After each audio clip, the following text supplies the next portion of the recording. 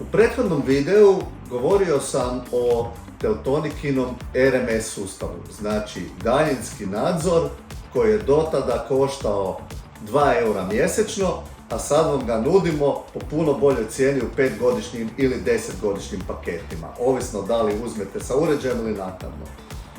Danas bih htio još malo produbiti to.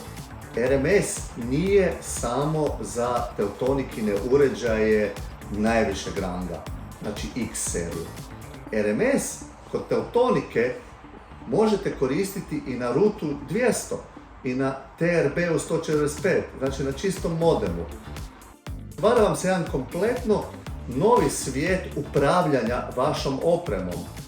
Vi dobivate profi alat na svim razinama, od 5G X verzije do, ajmo reći, jednostavnog glupog modema koji radi na 4G. Sve pokriveno jednom softverskom platformom s kojom možete upravljati, stavljati nove firmware gore, otvoriti VPN. Ne morate sami razvijati alat, nego bavite se onim što je vaš posao, korištenjem Teltonikinih uređaja čisto za komunikaciju i nadzor vaše opreme.